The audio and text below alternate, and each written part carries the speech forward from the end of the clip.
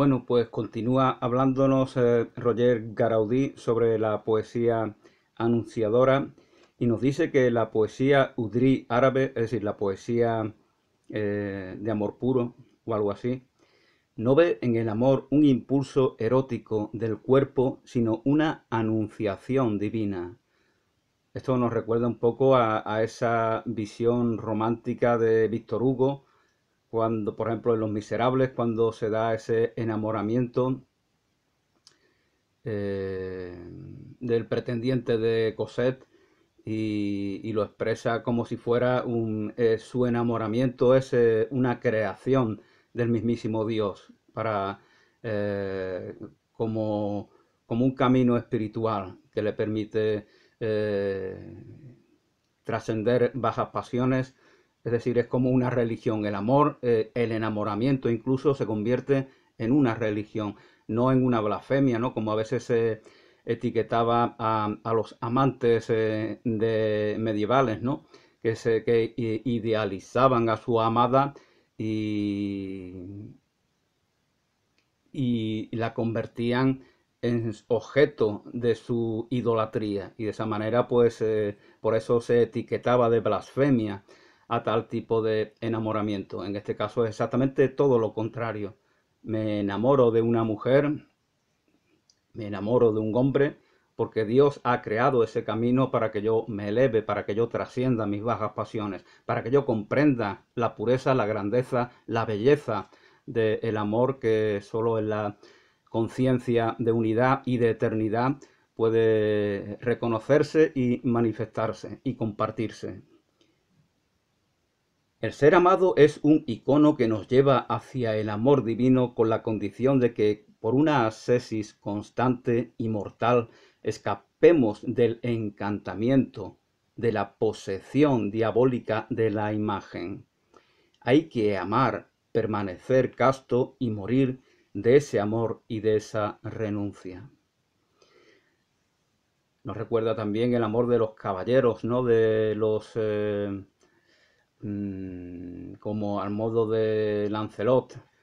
Ellos se enamoran de una dama a la cual no pueden acceder porque bien está comprometida o ya está casada, pero esa idealización de la dama pues les permite tener un referente que a ellos les hace eh, acentuar su servicio a la comunidad como caballeros que son.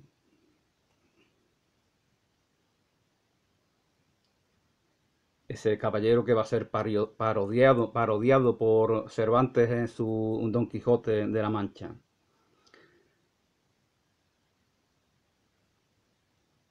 Para Dante, que ve como el Corán en toda cosa a su signo de la presencia divina, el amor es la posibilidad de descubrir lo eterno en la belleza que perece. El amor es la posibilidad para Dante de descubrir lo eterno en la belleza que perece, lo uno por encima de la multiplicidad de los deseos y las actividades terrenas. Para él, Beatriz es como Jesucristo. Beatriz para Dante es esa pureza redentora que nos conduce al paraíso, nunca mejor dicho, porque efectivamente al paraíso le lleva la mismísima Beatriz, aunque luego salga. Y es lo que hace Doña Inés en la versión de Zorrilla de Don Juan Tenorio. Ella es a través de su intercesión, de su pureza, de su grandeza, de su belleza, es decir, de la personificación de la pureza del amor, a través de ella consigue Don Juan eludir la pena eterna del infierno. Lo mismo pasa con Margarita en el Fausto de Goethe. Al contrario del mito original, en Goethe, en el Fausto de Goethe, el protagonista que vende su alma al mismísimo diablo es finalmente redimido también gracias a la intercesión de Margarita.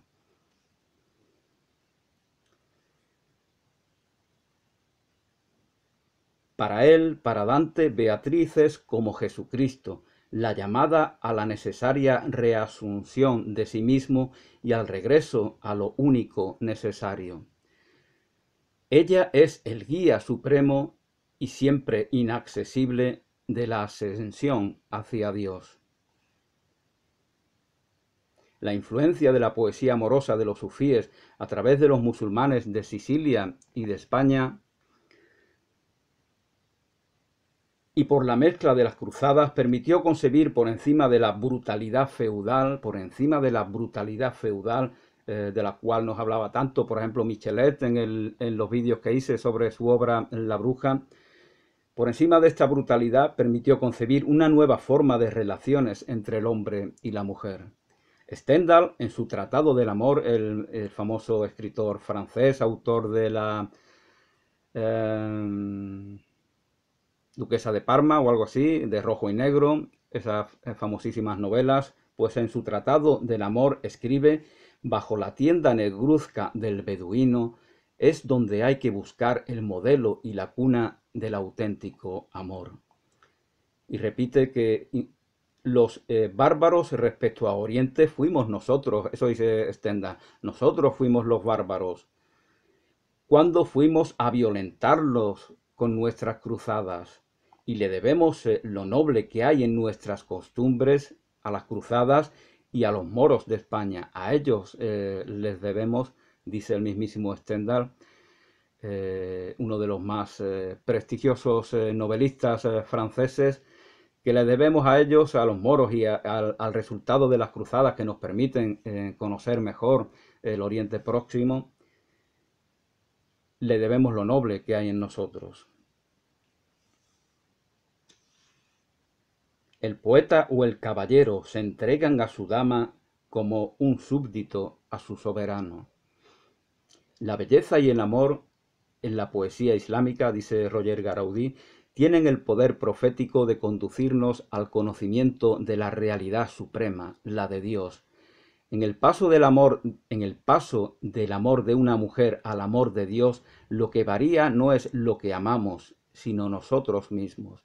Nosotros mismos es lo que varía. Porque la auténtica vía para alcanzar a Dios es la renuncia al yo egoísta encerrado en sí mismo. En amor rompemos ese egoísmo que nos encierra en nosotros mismos para aceptar al otro, para amarlo tal como es. Nos abrimos al otro, a todo otro, a todo otro. El amor hacia una persona específica no nos cierra hacia todos los demás, sino que el alma, el corazón se engrandece, se ennoblece, su sensibilidad, su capacidad de admirar, su capacidad de aprender aumenta considerablemente y por lo tanto se siente próximo a todo. Nada humano me es ajeno, que decía Marco Aurelio.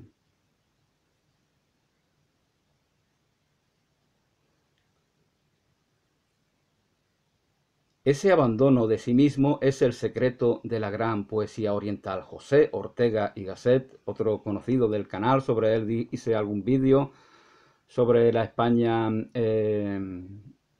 invertebrada y también sobre las meditaciones del Quijote. Pues este filósofo madrileño nos dice que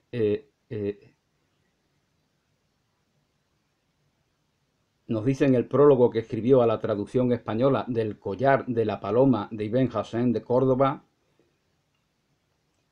compara el amor beduino de las tribus del desierto de Arabia con el amor andaluz. ¿Qué fue ese amor de Bagdad cuyo mensajero fue Ibn Hassán de Córdoba, para España y para todo Occidente? Según ese pionero del estudio comparado de las religiones, no sólo el amor humano no está en contra de la fe, sino que además la belleza física es una teofanía. Fijaos la diferencia contra determinadas distorsiones cristianas que conciben la belleza del cuerpo de la mujer como expresión de lo demoníaco. Y esto es extensible a toda la naturaleza, como también comentaba en esos vídeos que hice sobre La Bruja de Michelet, cuando esas mismas distorsiones del cristianismo percibían a la madre tierra, a toda la naturaleza, como un vehículo del mismísimo demonio para perdernos, en lugar de como una expresión de la belleza, de la grandeza, de la pureza del Creador. Bueno, pues nos decía Ortega y Gasset que percibe la belleza física no como algo en contra de la fe, sino que incluso como una teofanía, anunciadora y testigo de la presencia de Dios, anunciadora y testigo de la presencia de Dios.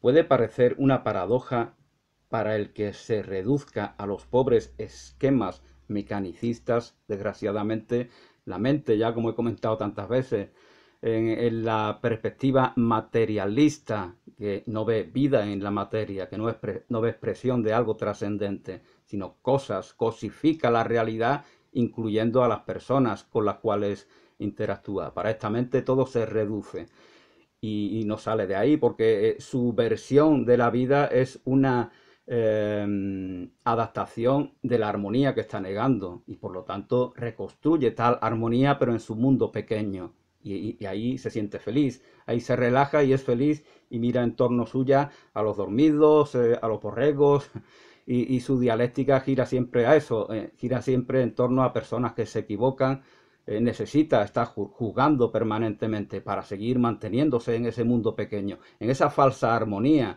que parodia la infinita armonía universal. Pues para esta persona, nos dice Roger Garaudí, puede parecer una paradoja que esa nueva visión del amor haya salido a flote en 3 ocasiones y en las más variadas circunstancias.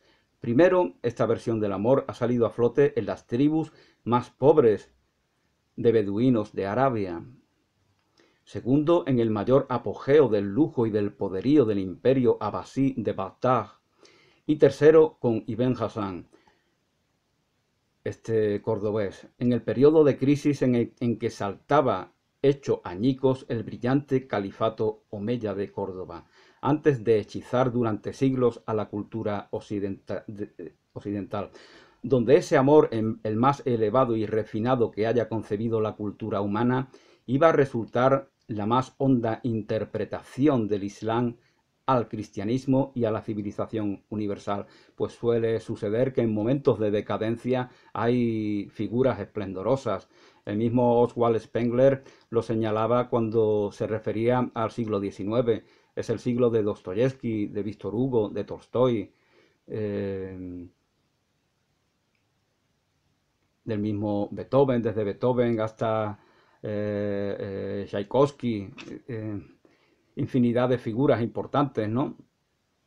que expresan de manera esplendorosa la tradición occidental. Y sin embargo, ya se está anunciando la decadencia en la que desde mi punto de vista, si no nos encontramos es porque ya hemos salido de ella y estamos en el umbral de una nueva realidad, de una nueva cultura global, nos guste o no nos guste.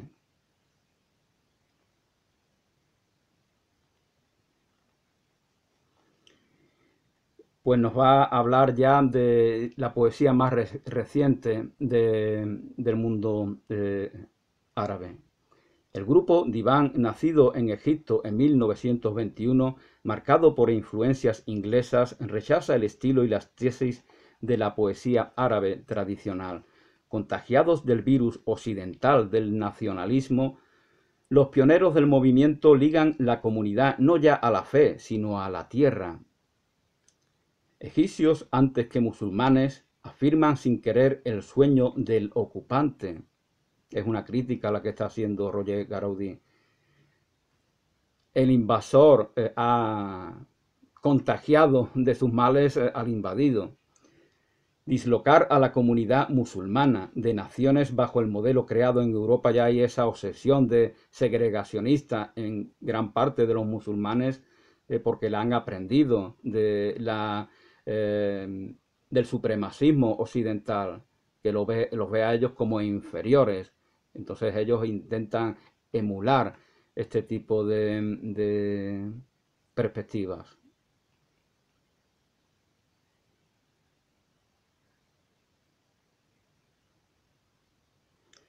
Egipcios antes que musulmanes afirma sin querer el sueño del ocupante, dislocar a la comunidad musulmana. Umma, ya había comentado que de Umma dicen algunos etimologistas, viene Jumilla, paradójicamente.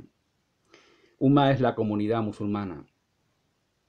Dislocarla pretenden en naciones bajo el modelo creado en Europa después de los tratados de Westfalia y que luego infectó al mundo haciendo insolubles desde entonces todos los problemas políticos. El poeta más representativo de este grupo, Al-Quat, a través de un nacionalismo que se quiere laico y liberal, termina por sentir algunas simpatías por las ideologías italiana y alemana de los años 30. Termina teniendo simpatías por regímenes totalitarios, porque cuando se teme a la libertad, cuando se teme a la diversidad, cuando se teme a relacionarnos con el otro, con el distinto, con el diferente, pues ya nos predisponemos para rendirle culto a unas visiones absolutistas de la sociedad. Vivan las caenas, ¿no? Que como hacen ahora en muchos foros, ¿no? Que reivindican la figura de Stalin e intentan blanquearla. ¿Por qué reivindican? Porque quizás no sean tan valientes como hacen los neonazis, que directamente reivindican las figuras de Hitler, su amigo. Stalin y Hitler pactaron juntos y fue Hitler el que rompió ese pacto, no Stalin.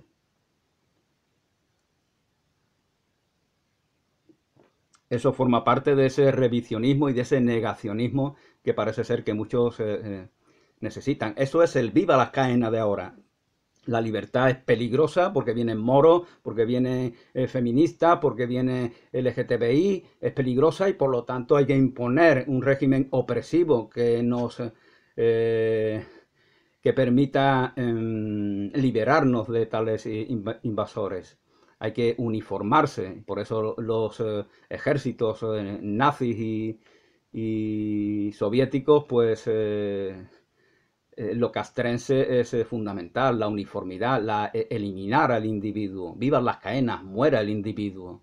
Eso es lo que quieren este tipo de personas. El grupo Apolo, fundado en 1932 por el poeta Ahmad Zaki Abu Shadi, abierto a todas las corrientes, bajo la influencia sobre todo de Jalil Moutran, recobra una concepción más rica del resurgimiento y considera que una poesía nueva no puede no tener raíces. Fuera de su pasado, o sea, de su historia, ¿cómo podría tener un futuro? Jalil Moutran intenta efectuar la unión por encima de 4 oscuros siglos entre la gran tradición islámica y el mundo actual. Los problemas de la literatura conducen a una honda reflexión sobre la vida que introduce a Jalil Moutran. Los nombres propios yo no seguramente los pronuncio mal, lo siento, porque mucho menos en el caso de estos poetas que no he oído nunca hablar de ellos. Nunca es tarde.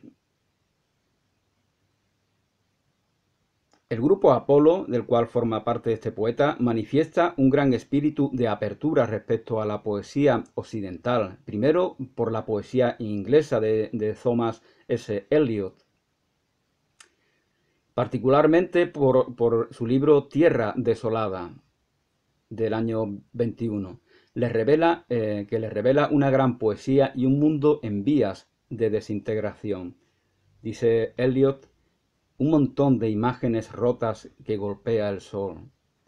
Te mostraré tu temor en un puñado de polvo, y esas muchedumbres que dan vueltas y vueltas. Pero ¿cómo acoger la cultura de un occidente devastador?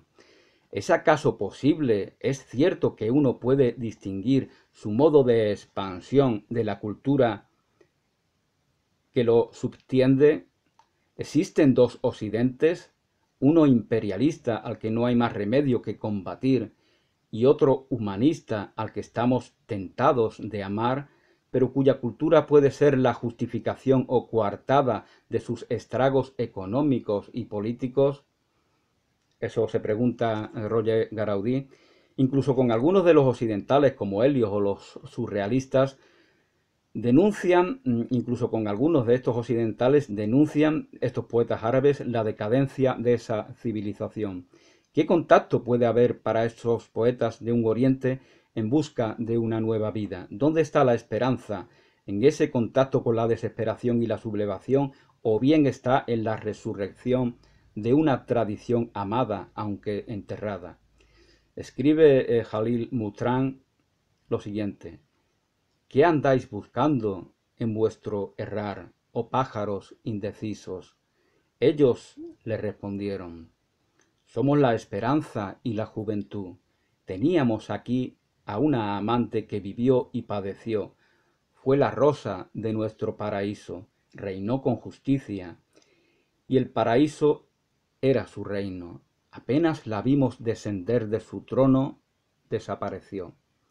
Así nos ves perpetuamente en busca de sus huellas, o bien nos ves reunirnos en el lugar donde ella fue.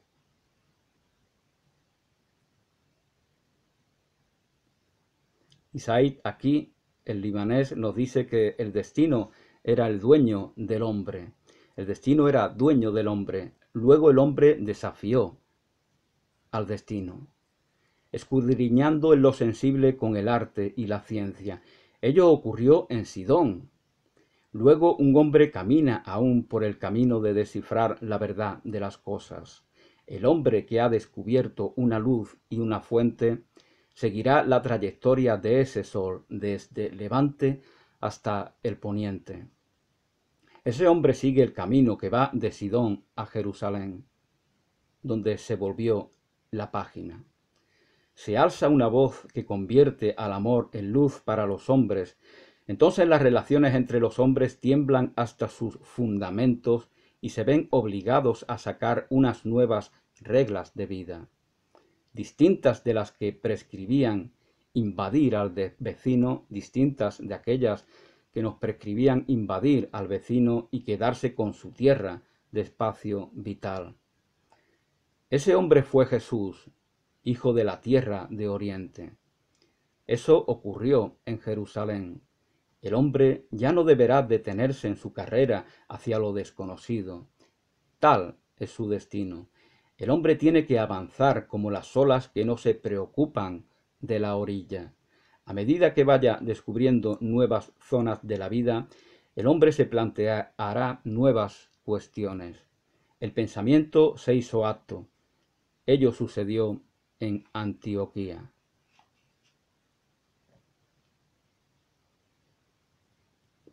El pensamiento se hizo acto, ello sucedió en Antioquía. Luego el pensamiento quedó preñado por la ciencia y la política de los hombres, la especulación de los griegos y la experiencia romana. Si Oriente entregó a Occidente a su hijo, es lógico que tome, que reciba de ese Occidente. No es más que un intercambio familiar. Esa andadura iba a ser coronada por la llegada a una etapa decisiva del viaje. La fuente iba a extenderse por el universo entero. Esa fuente donde confluyen todas las corrientes de la fuente primera es el Islam. Una razón que escogió morada en el fuego de la fe, marcando así a la Edad Media con la impronta del hombre de gobierno. Eso ocurrió en Damasco. Debía erigir en los 3 continentes los estandartes que ya nunca dejarían de darle color al conocimiento durante toda una era del mundo. Así pues, ese Oriente, punto de partida de los hombres, si tiene que ir a refrescarles la memoria, si tiene que ir a refrescarles la memoria a sus hijos y a alumbrar su noche, en contrapartida tiene que acoger a sus hijos y su experiencia, que hará suya, pues es suya, porque es hija de sus hijos. Con los brazos abiertos se apoyará en los pensadores de Occidente, no para tomar sus armas y luchar contra Occidente, sino para añadir a su collar un gran corazón, cuya acción fue única en el curso de la historia y extirpará el odio de Occidente. Eso dice Said aquí.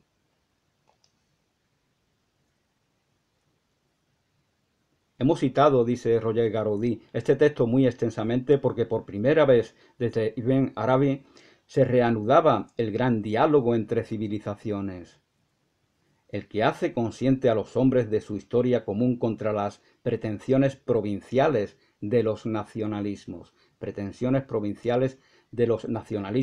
los sectarismos religiosos, las absurdas pretensiones de ser el pueblo elegido o la suprema cultura, y que en las fecundas contribuciones de cada uno permite hallar la construcción de un pueblo único, el de toda la tierra.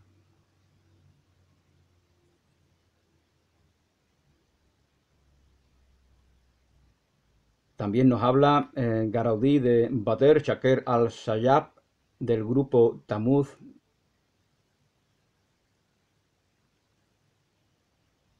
cuya obra es un canto al retorno, al arraigo a la tierra de Palestina, que es para él esposa y fuente. Nos dice Badr Shaker que han pasado 20 años, 20 eternidades. Siento la sangre y las lágrimas como una llaga, vertidas por el mundo de la desgracia. Suena en mis venas la campana de los muertos. Oh, sumar mi lucha con la de los combatientes, tender mis manos y empuñar el destino.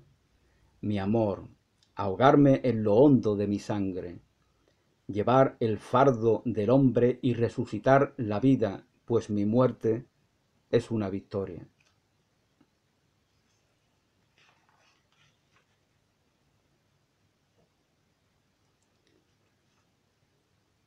Otro poeta, Ali Ahmed Said, recobra el mito de Tamuz. Toma incluso el nombre del antiguo dios para llamarse desde entonces Adonis. Ali Ahmed Said, cuyo seudónimo era Adonis. Soy Adonis, soy mi propia fuente. Nuestra tierra, dice Adonis, en el momento presente es una tierra de contradicciones. Predicamos la libertad sin practicarla. Nos liberamos de la esclavitud exterior para caer en una esclavitud interior. Nuestra tierra no es wasteland, la tierra del desierto, como se refería a Europa el poeta inglés T.S. Eliot, citado anteriormente, sino algo peor que eso, caos y desorden. Pero al mismo tiempo vemos brillar sobre ella el signo del fuego. Por la razón misma de nuestra existencia, somos una parte de la gran aventura espiritual que construyó la historia del hombre y su gloria. Si Saint John Peirce describe su situación con la fórmula heraclitiana habito el esplendor, nuestro poeta podría decir habito la visión. Llevo en mí al abismo y camino. Borro los caminos que no son infinitos. Abro largas pistas infinitas como el aire o la tierra. Mis pasos engendran enemigos que se miden conmigo. El abismo es mi almohada y los escombros mis intercesores. Soy la muerte en verdad. Mi fórmula es la oración fúnebre, borro y espero lo que me borre a mí. Mago sin sortilegios, así es como vivo en la memoria del viento. He descubierto el timbre de nuestra era y revelado su canto. Era que se desmiga como la arena, que se suelda como el zinc. Era de nubes llamadas rebaños, de chapas amartilladas llamadas cerebros. Era de sumisión y espejismos, era de fantoches y espantapájaros. Era del instante devorador, era de la insondable dislocación. Sin embargo, no tengo ninguna afinidad con ella. Estoy disperso y nadie puede reagruparme. El deseo que creo es como el fuego en la garganta del dragón. Vivo secretamente en el seno de un sol que va a despuntar. Me refugio en la infancia de la noche y mi cabeza reposa en el regazo de la mañana. Me levanto y mi partida escribe nuevos éxodos. Yo, a quien no espera ninguna promesa, soy un profeta que duda de todo. Eso dice Adonis en el libro de Mishjar, el damasquino, si no me equivoco en la traducción. Pero en el corazón de todos los poetas, dice Gaudí, de este siglo, el siglo XX, hay una obra que hizo revivir el espíritu profético de esa profecía que no duda, sino que anuncia, interpela y crea, la profecía de alta tradición islámica. Fue la obra de Khalil Gibran, árabe cristiano, el autor del Profeta, por ejemplo. Siempre pensó como lo escribía Mary Haskell en 1929, que creo que fue su protectora en los Estados Unidos. Decía Gibran que la principal ambición del auténtico oriental es ser profeta. Que amplia es la presencia del sueño, dice Khalil Gibran. En ella se manifiesta lo imposible y no se manifiesta precisamente más que lo imposible.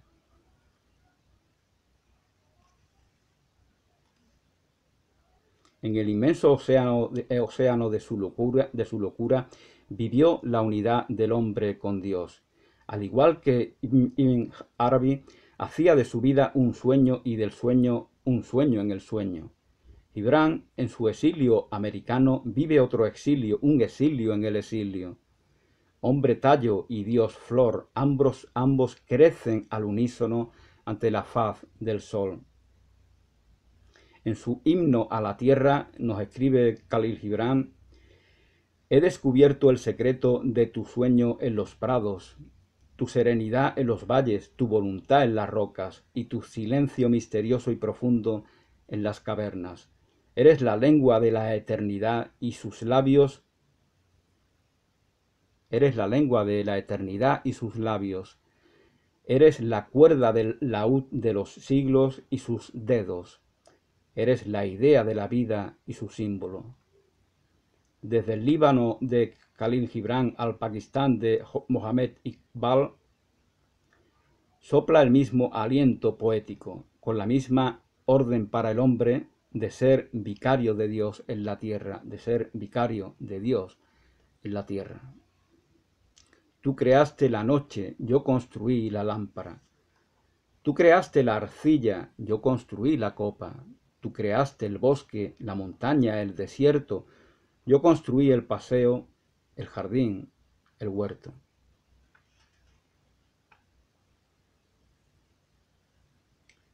Y por el momento pues lo dejo aquí y ya el próximo vídeo concluiré con mis reflexiones personales sobre este libro de Roger Gaudí, Promesas del Islam. Gracias y hasta pronto.